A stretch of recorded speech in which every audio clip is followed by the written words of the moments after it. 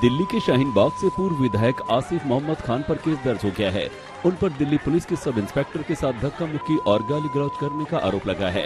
इस पूरी घटना का वीडियो भी वायरल हुआ है।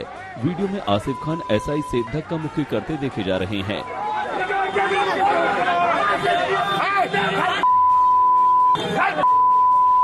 जानता नहीं है कौन है वो? तो पुलिस वाले कितने सीधे करती है। दरअसल शाहीन बाग से कांग्रेस नेता आसिफ खान मोहल्ले में नुक्कड़ सभा को संबोधित कर रहे थे। इस दौरान पास में खड़े एसआई ने सभा की इजाजत को लेकर उनसे सवाल किया। इसी बात से नाराज होकर आसिफ खान एसआई पर बिफर गए और पूरी भीड़ के सामने ही पुलिस वाले के साथ बदतमीजी की। पूर्व विधायक के खिलाफ केस दर्ज कर लिया गया है।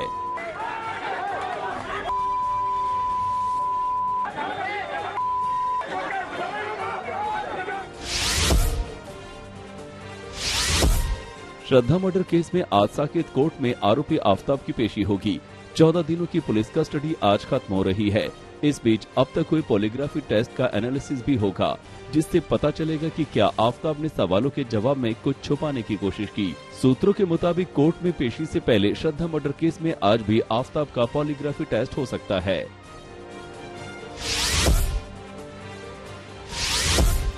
श्रद्धा केस में कल भी आफताब का लगातार तीसरे दिन पॉलीग्राफी टेस्ट हुआ था। टेस्ट के दौरान उसने सवालों के जवाब भी दिए। इससे पहले तबीयत खराब होने की बात कहकर वो कई सवालों का जवाब देने से बच गया था। आज तक की टीम आफताब केस से जुड़े बद्री के घर तक पहुंची, जिससे दिल्ली पुलिस पूछताछ कर रही है और जिसको इस केस का अहम किरदार बताया जा रहा है। बद्री वही शख्स है जिसने आफताब को छतरपुर इलाके में फ्लैट किराए पर दिलवाया था। बद्री का घर उन जंगलों के ठीक सामने है जहां से श्रद्धा की लाश के टुकड़े बरामद किए गए हैं। आज तक ने बद्री के मकान मालिक से बात की तो पता चला कि वो मई में ही फ्लैट छोड़ गया था। दिल्ली पुलिस ने श्रद्धा और आफताब के 2 दोस्तों के बयान साकेत कोर्ट में दर्ज कराए हैं।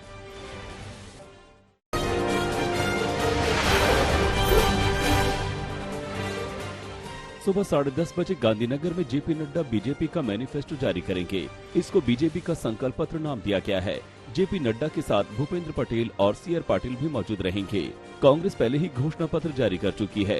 कांग्रेस ने अपने मैनिफेस्टो में नरेंद्र मोदी स्टेडियम का नाम बदलने का वादा भी किया है। कांग्रेस ने गुजरात चुनाव के लिए 12 नवंबर को अहमदाबाद में पार्टी का घोषणा पत्र जारी किया। इसमें 10 लाख सरकारी नौकरियां, किसानों की कर्ज माफी और हर महीने 300 यूनिट तक फ्री बिजली देने का वादा किया। अब बारी बीजेपी की है, जो आज कई वादे करेगी। गुजरात में आज भी धुआंधार प्रचार का दौर जारी रहेगा। गुजरात में अमित शाह 5 जनसभाएं करेंगे। इसका सिलसिला सुबह 11 बजे से शुरू होगा और रात 8 बजे खत्म होगा। शाम 4 बजे बीजेपी के अध्यक्ष जेपी नड्डा का हिम्मतनगर में रोड शो है। आज ही गुजरात में 4 जगहों पर योगी आदित्यनाथ की जनसभाएं होंगी। योगी अहमदाबाद में रोड शो भी करेंगे। आपने भी गुजरात में जोर लगा रखा है। आज से गुजरात में केजरीवाल का 3 दिन का चुनावी दौरा शुरू हो रहा है। केजरीवाल भावनगर में शाम 5 बजे रैली भी करेंगे। उधर कांग्रेस के नए अध्यक्ष खड़गे भी गुजरात आ रहे हैं। गुजरात में खड़गे की 3 दिन की चुनावी रैली आज से शुरू हो रही है। राहुल पहले ही गुजरात में रैलियां कर चुके हैं।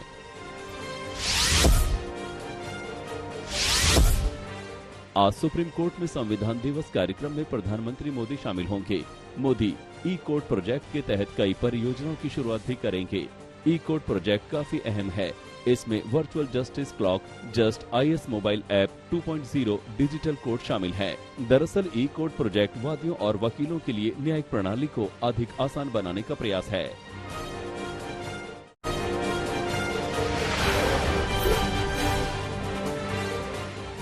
दिल्ली शराब नीति घोटाले में सीबीआई ने शुक्रवार को 7 आरोपियों के खिलाफ 10,000 पन्नों की चार्जशीट दाखिल कर दी है। इसमें दिल्ली के डिप्टी सीएम सिसोदिया का नाम नहीं है। सीबीआई ने दिल्ली की राउज एवेन्यू कोर्ट में एक चार्जशीट दाखिल की। मामले में 30 नवंबर को अगली सुनवाई होगी। इधर चार्जशीट में सिसोदिया का नाम नहीं आने पर आम आदमी पार्टी ने बीजेपी पर हमला बोला।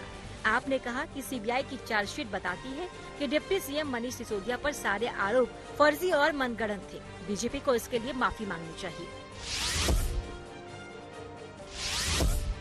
शराब घोटाले पर सीबीआई की चार्जशीट आने के बाद डिप्टी सीएम मनीष सिसोदिया ने बीजेपी पर हमला बोला। मनीष सिसोदिया ने कहा कि उन्होंने मेरे घर पर सीबीआई के छापे पड़वाए, बैंक के लॉकर की तलाशी ली, तब भी मैंने कहा था कि दिल्ली में कोई शराब घोटाला नहीं हुआ। शराब घोटाले के नाम पर बीजेपी ने परेशान और बदनाम किया। अब सीबीआई की चार्जशीट से साफ है कि कोई शराब घोटाला नहीं हुआ। क्या अब एलजी और सीएस के खिलाफ कार्रवाई होगी? एमसीडी चुनाव के लिए दिल्ली बीजेपी ने अपना घोषणा पत्र जारी कर दिया। बीजेपी ने अपने संकल्प पत्र में कहा कि हर गरीब को मकान देने का सपना पूरा करेंगे, जहां झुग्गी है वहीं मकान देंगे। एमसीडी चुनाव के लिए बीजेपी ने 12 सूत्रीय संकल्प पत्र तैयार किया है, जिसमें ऐलान किया गया है कि निगम के 1600 स्कूलों को स्मार्ट स्कूल बनाया जाएगा। प्रदूषण खत्म करने के लिए निगम पूर्ण सहयोग करेगा। दिल्ली को सस्टेनेबल और ग्रीन सिटी बनाया जाएगा। 2 साल में 4 और वेस्ट टू एनर्जी प्लांट को स्थापित किया जाएगा। दिल्ली नगर निगम चुनाव से पहले बीजेपी और आम आदमी पार्टी के बीच हमले तेज होते जा रहे हैं। अब नए विवाद में दिल्ली के उप मुख्यमंत्री मनीष सिसोदिया ने आरोप लगाया है कि बीजेपी मुख्यमंत्री अरविंद केजरीवाल की हत्या करने की साजिश रच रही है। उन्होंने बीजेपी नेता मनोज तिवारी के एक ट्वीट का हवाला देते हुए ये बातें कही। मनीष सिसोदिया ने कहा कि दिल्ली और गुजरात में जिस तरह का चुनावी माहौल बना हुआ है, उससे भारतीय जनता पार्टी इतनी बुरी तरह बौखला गई है कि वो अपने षड्यंत्रों से ऊपर उठकर हत्या के मंसूबे बनाने लगी है। मनीष सिसोदिया ने मनोज तिवारी की गिरफ्तारी और पूरे मामले की जांच की मांग की है। बीजेपी सांसद मनोज तिवारी ने मनीष सिसोदिया के आरोपों का जवाब दिया। उन्होंने कहा कि मैंने केजरीवाल की सेफ्टी और सिक्योरिटी को लेकर कहा था। आप में जिस तरह से चीजें हो रही हैं, वो बहुत ही चिंताजनक है। इसके साथ मनोज तिवारी आप कार्यकर्ता संदीप भारद्वाज की खुदकुशी का मुद्दा भी उठाया। मनोज तिवारी ने कहा कि आत्महत्या नहीं, वो हत्या है। इसकी जांच होनी चाहिए, क्योंकि ऐसी खबरें आ रही हैं कि संदीप भारद्वाज को टिकट का भरोसा दिया गया था, लेकिन ऐन वक्त पर टिकट किसी और को दे दिया गया।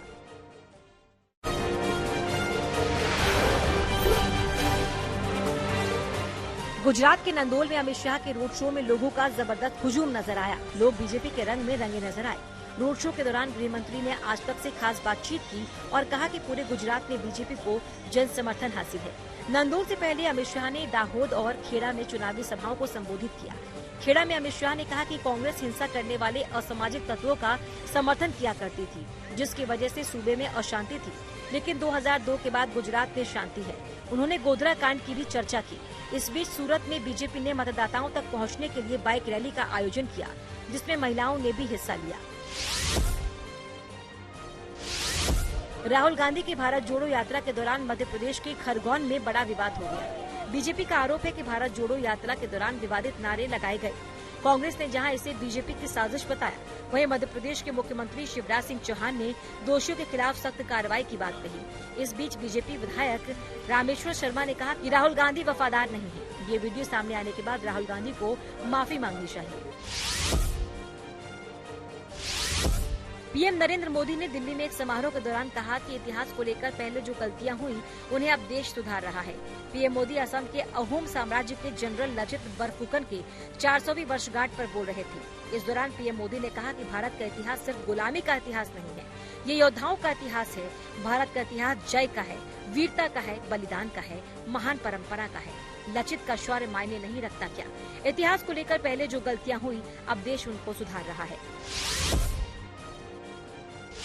आजादी के बाद भी वही इतिहास पढ़ाया जाता रहा जो गुलामी के कालखंड में साजिशन रचा गया था।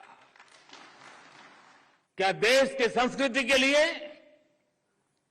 पहचान के लिए मुगलों के खिलाफ युद्ध में लड़ने वाले असम के हजारों लोगों का बलिदान कोई मायने नहीं रखता?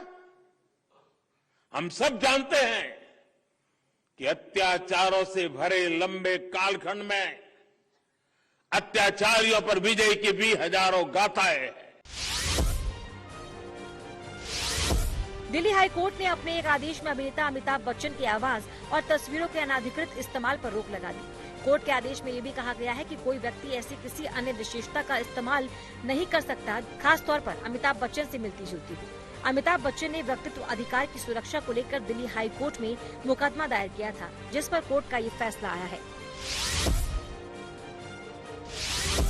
पश्चिम बंगाल में विपक्ष के नेता शुभेंदु अधिकारी ने मुख्यमंत्री ममता बनर्जी से मुलाकात की। जिसके बाद सूबे में सियासी सुगबुगाहट का दौर शुरू हो गया। हालांकि शुभेंदु अधिकारी ने इसे शिष्टाचार मुलाकात बताया। ममता बनर्जी से मुलाकात के बाद शुभेंदु अधिकारी ने कहा कि ममता बनर्जी से 3-4 मिनट की मुलाकात हुई। शुभेंदु अधिकारी ने कहा कि नंदीग्राम से ममता के खिलाफ चुनाव लड़ना उनकी कोई निजी लड़ाई नहीं थी, ये विचारधारा की लड़ाई थी। न्यूजीलैंड ने 3 मैचों के वनडे सीरीज के पहले मुकाबले में भारत को 7 विकेट से हरा दिया। टॉस जीतकर न्यूजीलैंड ने भारत को पहले बैटिंग का मौका दिया। भारतीय टीम ने कप्तान और ओपनर शिखर धवन, शुभमन गिल और श्रेयस अय्यर की अर्धशतकीय पारी के बदौलत 306 रनों का स्कोर खड़ा किया, जिसके जवाब में न्यूजीलैंड ने 48वें ओवर में ही जीत का लक्ष्य हासिल कर लिया।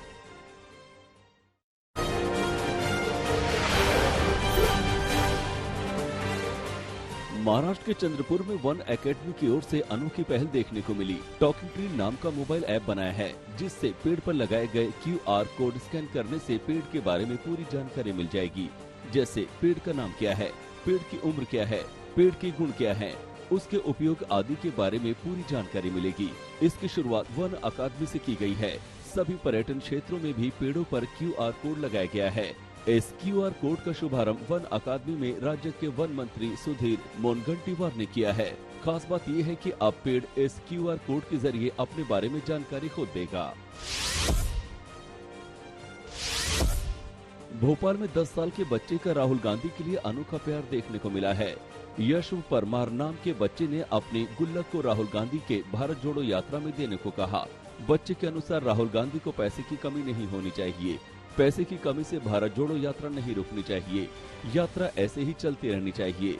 मासूम बच्चे ने पॉकेट मनी से पैसा बचा के पैसा इकट्ठा किया है। बेगूसराय में भी पटना जैसे ग्रेजुएट चाय वाला देखने को मिला।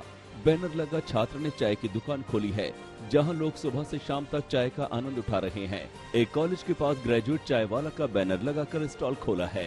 छात्र ने पॉलिटिकल साइंस ऑनर्स की पढ़ाई की है। छात्र ने बताया कि वो ग्रेजुएशन करने के बाद नौकरी के लिए तैयारी कर रहा था, लेकिन उसने प्रियंका चाय वाली से प्रेरणा लेकर ग्रेजुएट चाय वाला की दुकान खोलने का सोचा। पहले YouTube से चाय बनानी सीखी और अब चाय की दुकान खोल ली है। यहाँ 8 रुपए में चाय मिलती है। संतोष दिन में चाय की दुकान चलाता है और रात में पढ़ाई करता है। महाराष्ट्र के वाशिम में एक किसान का बेटा उच्च शिक्षा के लिए ऑस्ट्रेलिया जाएगा। समाधान कांबले नाम के लड़के ने ये कर दिखाया है। समाधान बचपन से हर परीक्षा में टॉपर थे। उन्होंने हाल ही में एकेडमी ऑफ इंजीनियरिंग पुणे से BE सिविल इंजीनियरिंग पूरा किया है और अब वे उच्च शिक्षा के लिए सीधे ऑस्ट्रेलिया में मेलबर्न विश्वविद्यालय जा रहे हैं। इसके लिए उन्हें भारत सरकार की ओर से 1 करोड़ रुपए की स्कॉलरशिप दी गई है। समाधान के घर की स्थिति दयनीय है। माता पिता दोनों खेत में काम करते हैं।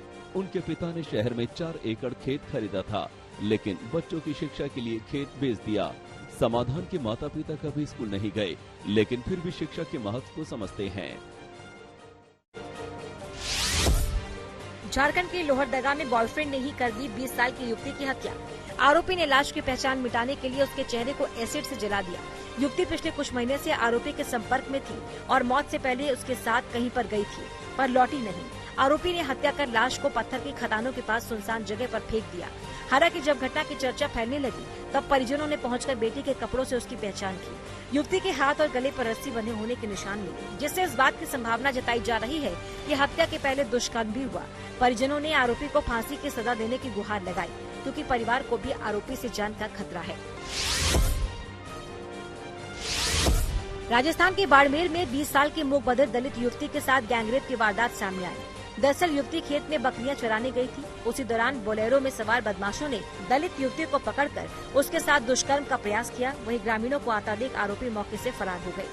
आसपास के लोग खून से लथपथ युवती को अस्पताल लेकर गए, जहां उसका इलाज चल रहा है। फिलहाल पीड़िता के मूक बधिर होने के कारण आरोपियों की पहचान नहीं हो पा रही, लेकिन पुलिस ने 4 टीमों का गठन किया और जगह जगह दबिश देकर बदमाशों की तलाश कर रही है। यूपी के सिरोही में एक दलित इलेक्ट्रीशियन से अमानवीय व्यवहार करने का मामला सामने आया।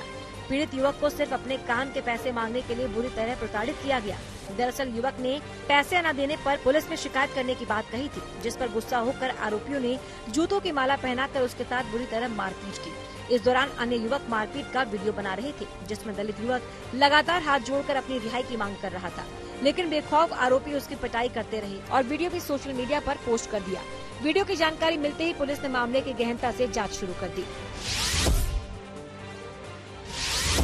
शराबबंदी वाले बिहार की असलियत बताती एक कहानी सामने आई है। दरअसल बिहार के हाजीपुर में घरेलू झगड़े के बीच नशे में धुत नशेड़ी बाप ने अपनी 3 साल की मासूम बेटी की पीट कर हत्या कर दी और उसे कुएं में फेंक दिया। मौके पर मौजूद लोगों ने आनन फानन में बच्ची को कुएं से निकाला, लेकिन बच्ची की मौत हो चुकी थी। पुलिस ने आरोपी बाप को गिरफ्तार कर लिया है, पर हैरत की बात यह है कि गिरफ्तार आरोपी खुलेआम अपने नशे की लत की दुहाई देकर खुद को बेकसूर बता रहा है।